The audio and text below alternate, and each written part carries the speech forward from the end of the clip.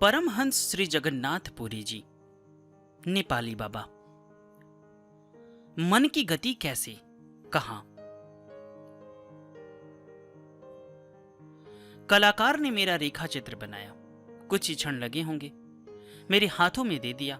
उसे देखकर मुझे अपने पिताजी की मुखाकृति का स्मरण हुआ। वर्षों पूर्व की बात, मैंने उनको 7 वर्ष की उम्र तक देखा था।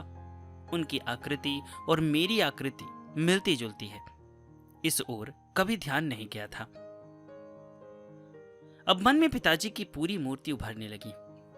गौरवर्ण, स्वस्थ सुंदर शरीर, चौकी पर बैठकर शंकर जी की पूजा करते हुए, शिवलिंग पर बेल पत्रों का ढेर, भींगे हुए अक्षत एवं गुड़ का भोग। घंटी बजी, मैं प्रसाद लेने के लिए दौड़ गया। उन्होंने प्यार से प्रसाद दिया। उसी समय नेपाली बाबा आ गए। उनका व्यक्तित्व अत्यंत प्रभावशाली था। स्वास्थ्य उत्तम, शरीर सुंदर, गंभीर गति। पिताजी उठकर खड़े हुए, हाथ जोड़ा, परमहंस जी को बैठाया। स्वागत सत्कार हुआ। परमहंस जी ने अपना झोला खोला, उसमें से नारियल गोला, दुसाला और नेपाली सिक्के निकाले।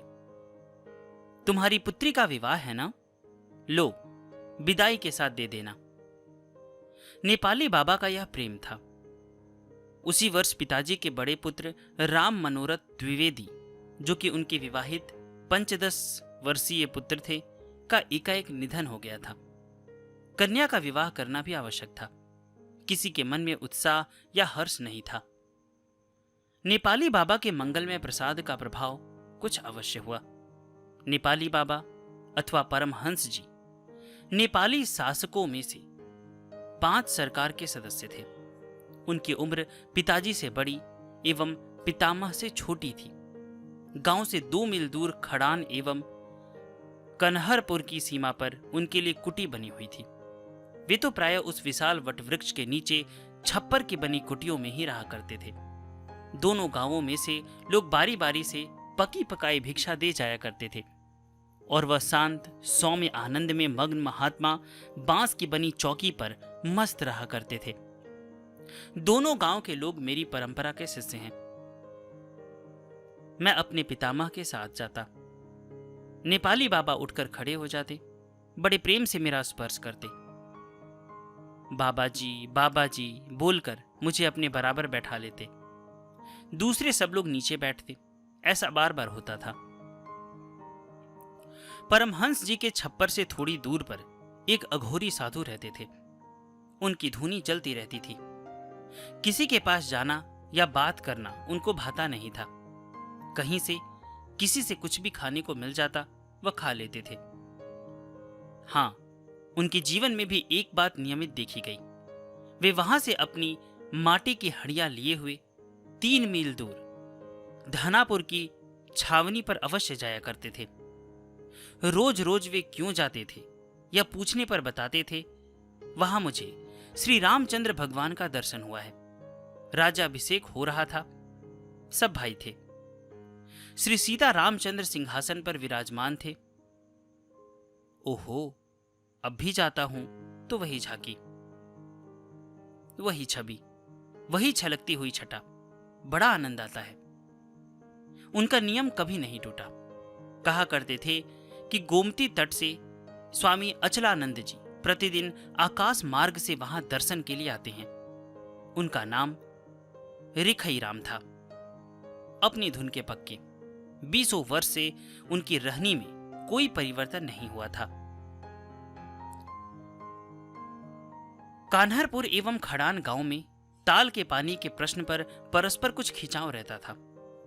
नेपाली बाबा के पास दोनों गांव के लोग श्रद्धा से सेवा में तत्पर रहते थे। एक बार किसी जमीन के प्रश्न पर कान्हरपुर के ठाकुर सीताराम सिंह एवं पटवारी जुगल किशोर लाल पर केस चल रहा था। छोटी अदालतें दोनों की सजा का फैसला दे दिया। ठाकुर साहब की इज्जत का प्रश्न था। वे बड़े प्रभावशाली, प्रतिष्ठित एवं शानदार व्यक्ति थे। रात के समय उनका पूरा परिवार नेपाली बाबा की कुटिया पर पहुंच गया। बाबा का पांव पकड़कर सब लोग रोने लगे। बाबा, हम सब लोग यहीं मर जाएंगे। बाबा ने डांटा फटकारा, मौन हो गए, परंतु लोगों का रोना पीटना जारी रहा। बाबा ने कहा, अच्छा सुनो, जिस दिन जज की अदालत में तुम्हारा मुकदमा होगा, एक फक्कड़ साधु आएगा। उस पर विश्वास करके जो वह कहे सो करना। वह कोई कठिन काम नहीं बताएगा, परंतु डरना मत, हिचकना मत, ठाकुर साहब छूट जाएंगे। उस फक्कड़ फकीर ने कुछ मामूली सा काम करवाया। जज साहब पहले दिन तो ठाकुर साहब के बहुत विरुद्ध थे, परंतु फैसला लिखते समय पेट में पीड़ा के कारण उनकी कलम हाथ से गिर गई।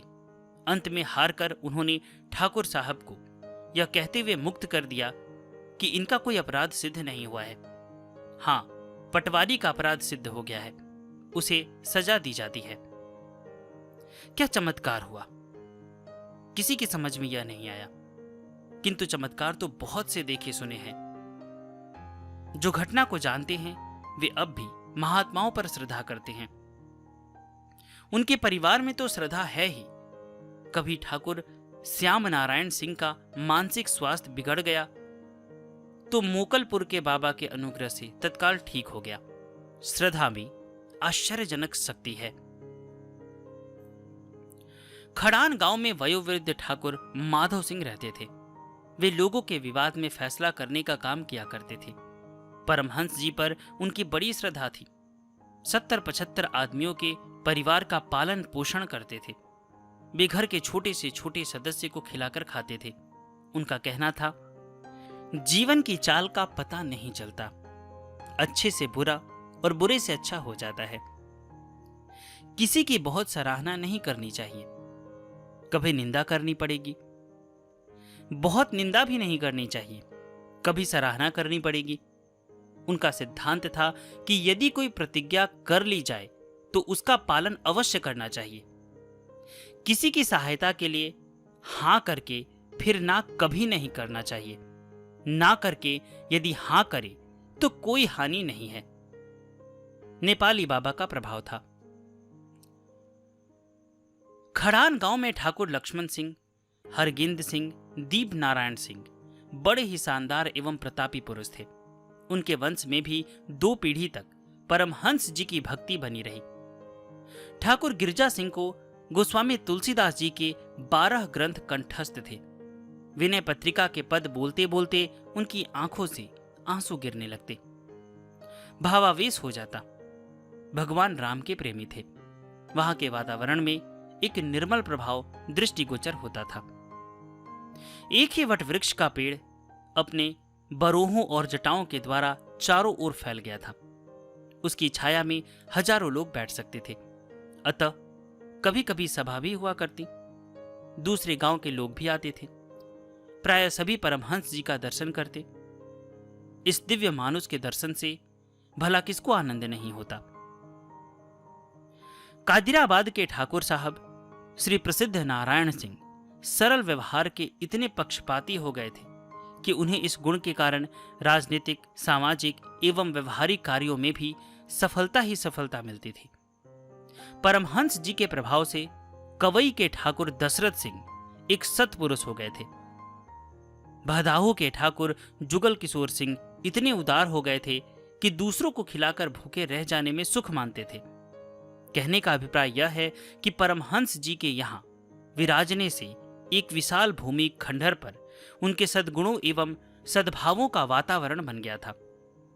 लोग गांव गांव में ठाव ठाव में इकट्ठे होकर रामायण का पाठ करने लगते थे।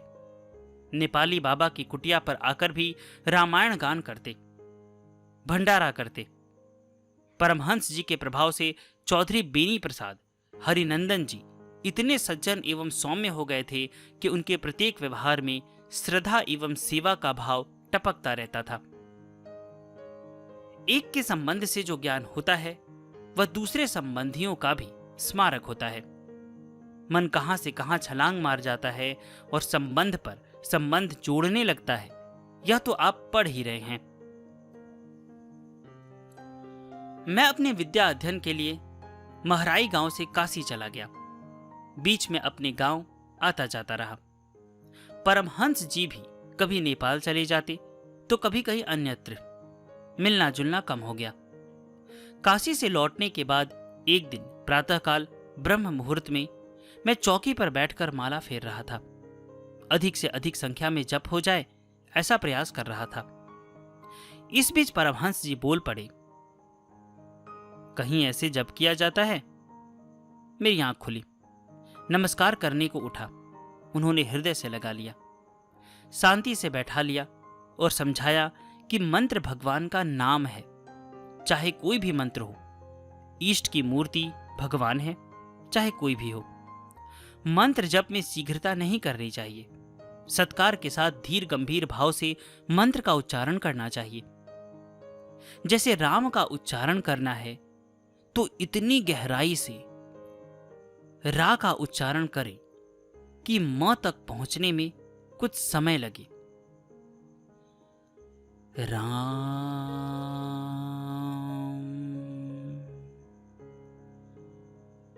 राम।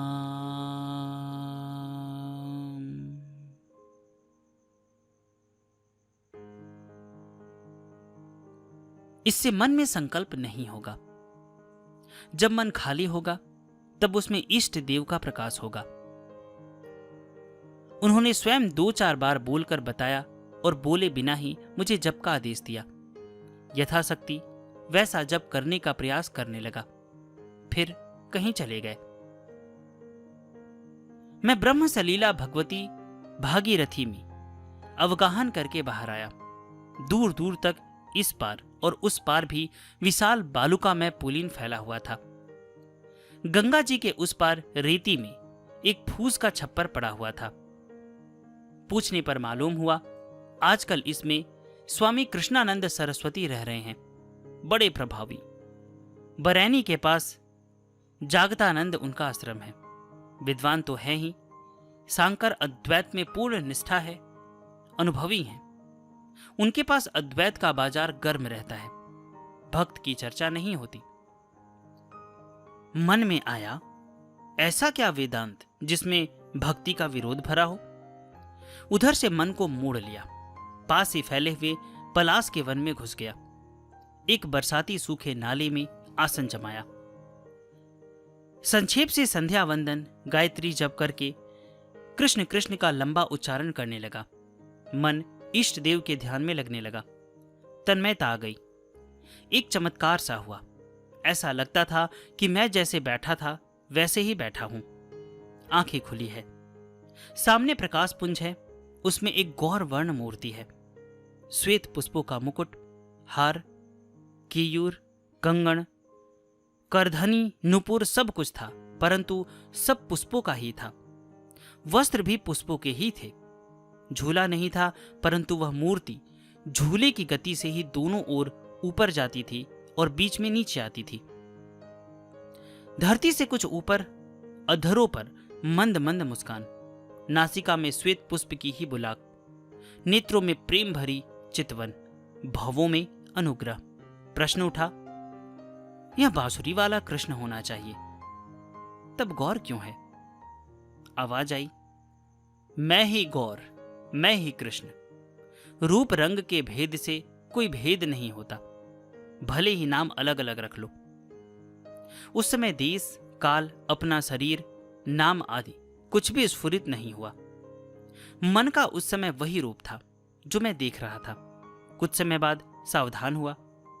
परमहंस जी नेपाली बाबा सामने खड़े हंस रहे थे। वे बोले, भक्ति सबको भगवान में बनाती है।